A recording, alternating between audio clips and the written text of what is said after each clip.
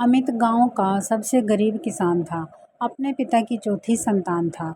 ना तो सही से पालन पोषण हुआ और ना ही अच्छी शिक्षा प्राप्त हुई। हाँ, लेकिन एक काम अमित को सबसे अच्छा आता था, वो था समोसा बनाना। अमित कान से बहरा था, लेकिन समोसा इतना शानदार बनाता कि खाने वाले उंगलियां चाटते रह जाएं।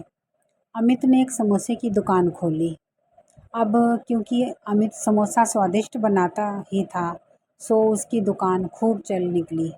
अमित दिन रात तरक्की करने लगा। अब अमित ने एक नौकर भी रख लिया। अमित रोज आलू का ऑर्डर बढ़ा देता, क्योंकि दुकान पर समोसे की सेल बढ़ती जा रही थी। एक दिन ऐसा भी आया जब अमित मंडी में सबसे ज़्यादा आलू खरीदने वाला व्यक्ति बन गया। अमित ना तो कभी रेडियो पे खबरें सुनता था, क्योंकि बहरा था। टीवी तो उसके पास था ही नहीं, और बेचारा पढ़ा लिखा भी नहीं था, तो कभी अखबार में भी खबरें नहीं पढ़ पाता था। अमित की दुकान अच्छी चल रही थी, तो उसने अपने बेटे को भी समोसे के बिजनेस में लगा दिया, जो हॉस्टल में रहकर पढ़ाई कर रहा था। एक दिन बेटे ने अमित से कहा, पिताजी, आजकल टीवी और अखबार सभी जगह खबर फैल रही है कि आर्थिक मंदी आने वाली है, तो क्यों ना आलू की डिमांड कम कर दी जाए। जो पैसे हैं उन्हें बचाइए।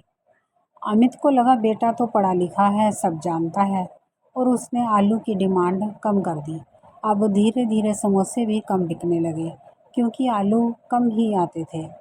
अमित ने आर्थिक मंदी के डर से आलू की डिमांड और कम कर दी। धीरे धीरे अमित की दुकान बंद होने के कगार पर आ गई। अब अमित अपने बेटे से बोला, बेटा तूने सही कहा था, सचमुच आर्थिक मंदी से हमारा धंधा ही चौपट हो गया।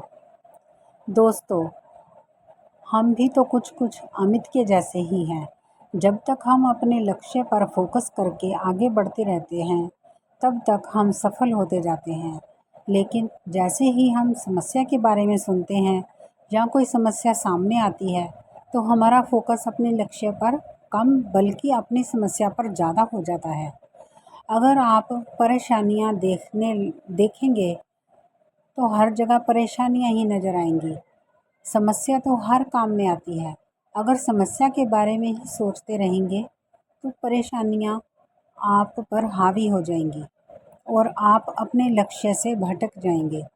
अर्जुन की तरह केवल एक लक्ष्य पर नज़र रखिए और भ्रमित करने वाले लोगों से बचिए। अपनी दिशा में आगे बढ़ते जाइए, आप ज़रूर कामयाब होंगे।